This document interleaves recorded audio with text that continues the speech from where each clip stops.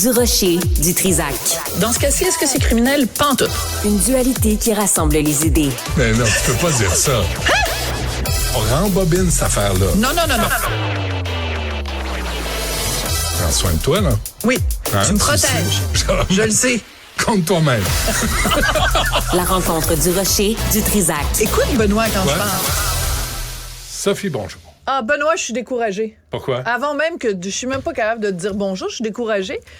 Parce que, tu le sais, régulièrement, pour faire la promotion de son spectacle, puis faire la promotion de son image de marque, l'humoriste Guy Nantel fait des vox pop. Il se promène dans la rue, puis il parle du monde ordinaire, des gens ordinaires, et il prévient les gens, je vais prendre vos pires réponses. Êtes-vous d'accord? Les gens disent oui, je suis d'accord. Vous avez avoir l'air d'un fou? Oui, je suis d'accord. Êtes-vous d'accord? Oui, je suis d'accord. Puis là, il fait des vox pop, puis ça fait des années qu'il fait ça, puis chaque fois qu'il fait un vox pop sur un sujet ou un autre, on est découragé, puis on se dit, ça se peut-tu être ignare comme ça? Et là, il a eu une idée de génie. À partir du moment où Bernard Drinville, ministre de l'Éducation, dit, je vous assure qu'il va y avoir un adulte par classe à la rentrée, ça veut dire que tu pognes n'importe quel adulte ici au coin de Berry puis Sainte-Catherine, tu le pognes, tu lui poses 2-3 questions de base, puis tu l'envoies dans une classe, puis l'affaire est ketchup. Ben, c'est exactement ça qu'il a fait. Il est allé ici, dans le coin de l'UQAM. Il a parlé à des kidam sur la rue. La kidam, vous regarderez dans le dictionnaire, là, voir ce que ça s'écrit Q-U-I-D-A-M. Là, c'est un mot que vous avez jamais entendu. Et découvrez c'est quoi le mot kidam. Bon, il est allé parler à des inconnus au coin de la rue. Et ça donne ceci. C'est absolument décourageant. Géographie. Quel pays se trouve directement au sud du Canada? Au sud? Je sais même pas si au sud, nord, au sud. Tu sais pas c'est où le sud? Le Canada, tu sais où? Oui, c'est. Je sais pas des fois. Quel pays se trouve directement au sud du Canada? Le Groenland? Canada, frontière sud, Groenland. Labrador? Mais c'est pas un pays. Non. Donc, on reste avec le premier choix. Oui. Le pays qui se trouve au sud du Canada.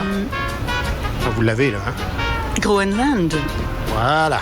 Au sud. OK, ça dure 8 minutes 30. Puis je regarde la réaction de nos collègues en régie. Tout le monde se prend la tête avec les mains. Alors je qu'on pense sait que la réponse, c'est le Mexique. Ben, c'est le Mexique. Mais il y a quelqu'un qui donne cette réponse-là, qui dit le Mexique. Et juste pour te spécifier, les premières personnes qu'on entend, la personne qui dit, je sais même pas c'est quoi le nord et le sud, c'est une jeune fille, elle doit avoir 18-19 ans. Donc, la question que je te pose aujourd'hui, Benoît, c'est qu'est-ce qu'on apprend à l'école? T'as des gens qui ont fait leur primaire, leur secondaire, leur cégep, dans certains cas, l'université. Je te rappelle qu'en 2012, ils étaient dans la rue pour demander que ce soit gratuit aller à l'université. Ben, c'est gratuit. C'est pas gratuit. Mais sais-tu quoi? Ça vaut pas cher, les diplômes au Québec. Ils sont pas capables. Ils savent pas c'est quoi le nord et le sud. Et ils sont contents. Ils trouvent ça drôle. Ils trouvent ça drôle de pas savoir c'est où le nord, le sud, l'est et l'ouest. Et ils ne savent pas c'est quoi le pays. C'est la plus grosse frontière sur toute la planète, la frontière entre le Canada et les États-Unis. Je pars d'ici aujourd'hui, là, puis dans 1 heure, je me retrouve à la frontière. Je me retrouve à la frontière avec les États-Unis. J'ai l'impression que Guy Nantel pourrait utiliser ça pour faire le casting de télé-réalité au Québec. Non, mais je suis pas d'accord avec toi parce que on a beau rire, on a beau être là assis sur notre petite chaise puis tout ça, puis rire de justement certains candidats dans les téléréalités, mais Benoît, ça a infiltré toutes les couches de la société. C'est pas vrai qu'il y a juste des douchebags de téléréalités qui savent pas c'est quoi qu'il y a le pays qui est au sud du Canada. Non, mais ça explique leur popularité, par exemple. Oui, peut-être, mais c'est aussi qu'on se reconnaît. Et moi, quand je vais te mettre en parallèle 2 phénomènes. C'est très facile, en effet, de rire des gens qui participent dans certaines téléréalités, mais... Non, c'est pas facile. Non, mais ce que je veux dire, c'est une industrie qu'on nous impose. C'est une industrie. De télé-réalité mais où parallèlement les gens à ça, regardent ça, ils apprennent rien, ils se trichent, ils se mentent, ils se manipulent. Moi, j'haïs toutes les télé-réalités, depuis toujours. Mais ce que je voulais dire, c'est qu'on vit dans une société où depuis plusieurs années, alors qu'on a été une société québécoise où on avait une population qui était maintenue dans l'ignorance, OK? Si tu fais l'histoire récente du Québec, on est maintenu dans l'ignorance. Après, on s'est donné les moyens d'apprendre des connaissances. Il y a eu la commission parents, il y a eu plein de choses pour éduquer les Québécois. Parce qu'on était sous-éduqués.